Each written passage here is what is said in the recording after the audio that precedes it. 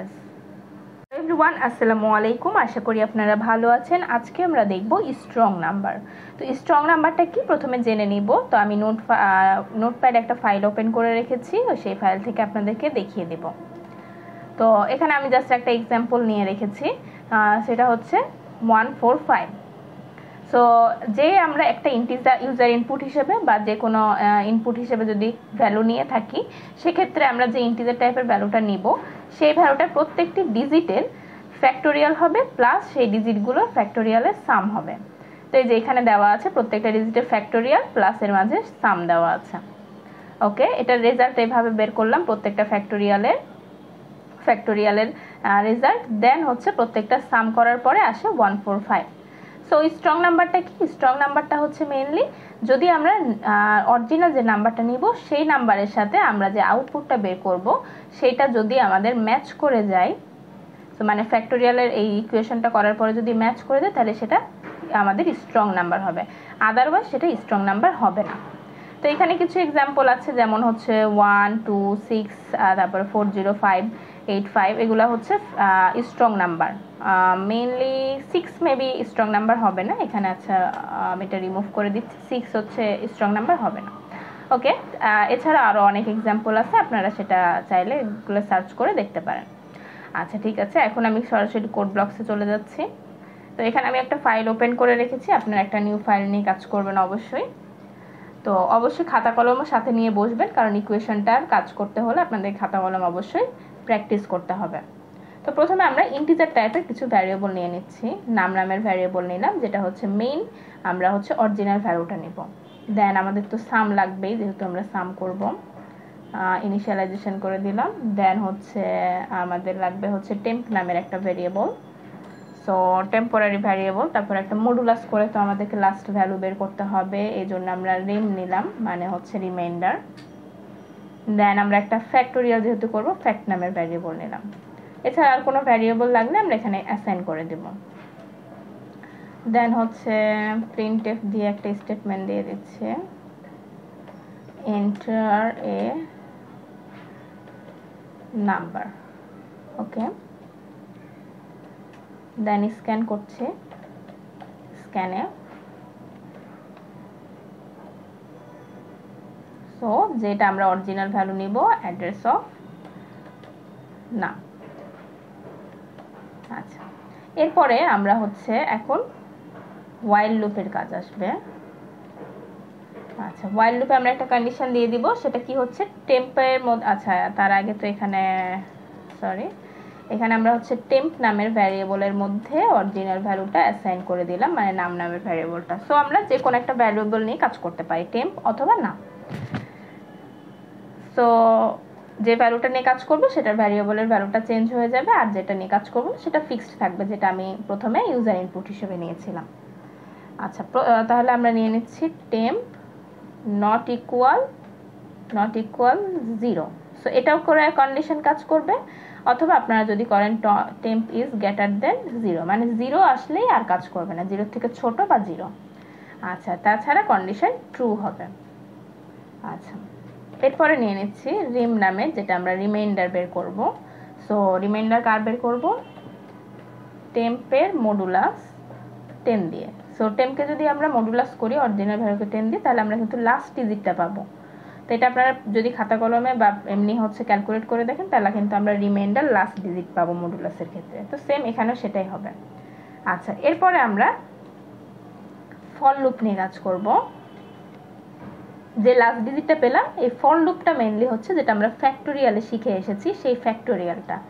So I equal অবশ্যই 1 থেকে হবে, 1 থেকে শুরু করে আই ইজ লেস দেন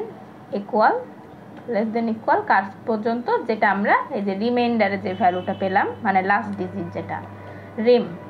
ওকে, মানে হচ্ছে remainder, then I plus plus, তো ইনক্রিমেন্ট অপারেটর। সো আমরা যদি 145 এর কথা চিন্তা করি, তাহলে এটা মডুলাস করলে কিন্তু আমরা এখানে রিমের ভ্যালু 5 পাবো। তাহলে 1 থেকে শুরু করে এখানে 5 এর সমান বা 5 পর্যন্ত যাবে, কিন্তু এর বেশি যাবে না, এক এক করে ইনক্রিজ হবে। ওকে, আমরা হচ্ছে এবার ফ্যাক্টোরিয়ালের টার্মটা লিখব। Fact equal fact into I, fact into I। ওকে, প্রত্যেকবার i এর ভ্যালু 5 পর্যন্ত আসবে, এভাবে 5 4 বা 1 থেকে 5 পর্যন্ত, 1 2 3 4 5 পর্যন্ত যাবে। সো এটা ফ্যাক্টোরিয়ালে ক্যালকুলেট হয়ে ফ্যাক্টোরিয়ালে থাকবে। ওকে, দেন এরপরে আমরা কি করব, ফ্যাক্টোরিয়াল এখানে সরি লুপের কাজ শেষ। ফ্যাক্টোরিয়ালে যখন ভ্যালুটা আমরা পেয়ে গেলাম, লুপের কাজ শেষ এখানে। তারপরে এখানে চলে আসবে সাম করব। এবার সাম ইকুয়াল সাম, তাহলে এবার হচ্ছে আমরা প্লাস করব কার সাথে, যে ফ্যাক্টোরিয়ালের ভ্যালুটা পেলাম, যে অ্যাসাইন হয়েছিল ফ্যাক্টে, এই ফ্যাক্টোরিয়ালের ভ্যালুটাকে এখানে আমরা সাম করে দিলাম। ওকে, সাম করার পরে এখন হচ্ছে আমরা টেম্পে আবার কি করব, টেম্প ডিভাইডেড বাই 10। ওকে, এটাকে যদি আমরা টেম্পে যদি আমরা ডিভাইডেড বাই টেম্প করে থাকি 10 দিয়ে, তাহলে কিন্তু আমরা সেখানে 14 পাবো। মানে আপনারা ক্যালকুলেট করে দেখবেন, এই সেম ভ্যালুটাকে যদি আমরা রিমাইন্ডার করি তাহলে 5 পাবো, আর হচ্ছে কোটেন্ট যেটা সেটাকে আমরা 14 পাবো। ওকে, দেন আমরা এখান থেকে চলে যাবে আবার লুপ চেক করবে। লুপ চেক করার পরে এখানে আসবে, এসে আবার যে আমরা ভ্যালুটা পেলাম সেটাকে আবার মডুলাস করবে। মডুলাস করার পরে আবার হচ্ছে, আচ্ছা মডুলাস করার পরে আমাদেরকে এখানে একটা জিনিস করতে হবে, সেটা হচ্ছে ফ্যাক্ট ইকুয়াল 1। আমরা আচ্ছা এটা কেন করছি এখানে, তাই না?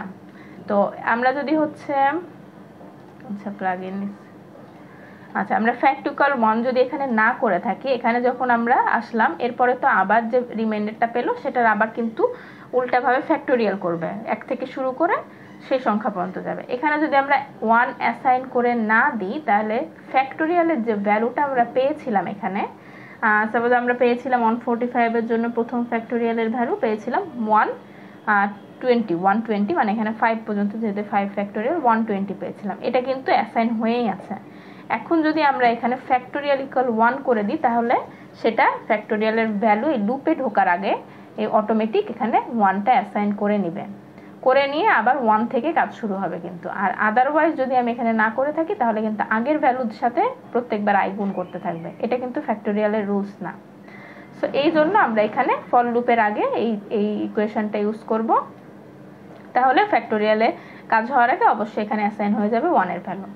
দেন আমাদের ফ্যাক্টোরিয়ালের কাজ হবে, এখানে আমরা পরবর্তীতে মডুলাস করার পরে যেটা পেলাম, তারপরে 1 থেকে শুরু করে আবার সেই ভ্যালু পর্যন্ত এখানে হচ্ছে মাল্টিপ্লিকেশন করবে, করে করে আবার সামের সাথে অ্যাড হবে, আগের যে সাম ছিল তার সাথে অ্যাড হবে।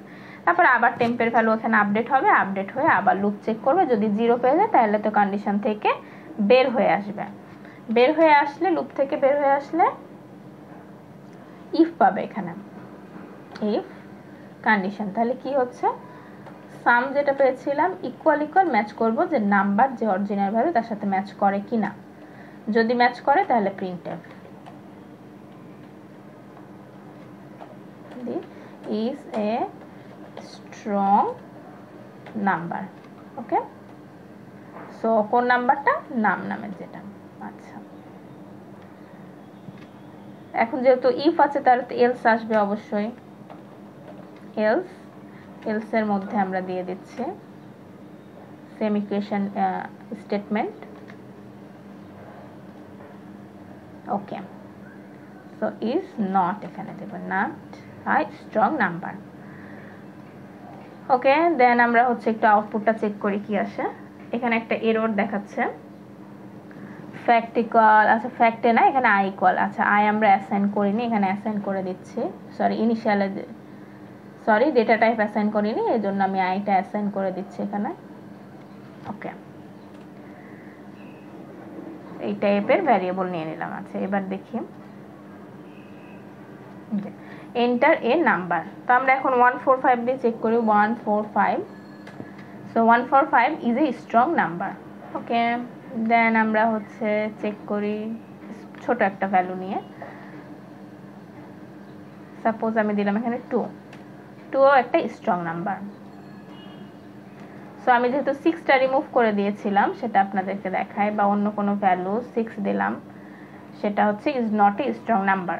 সো কোডটা প্রপারলি কাজ করছে। আপনারা অবশ্যই এই লজিকগুলো খাতা কলমে প্র্যাকটিস করবেন, তাহলে ভালোভাবে বুঝতে পারবেন। আরেকটা এক্সাম্পল দেখি, 4 5 6 দিলাম, এটা হচ্ছে স্ট্রং নাম্বার হবে না।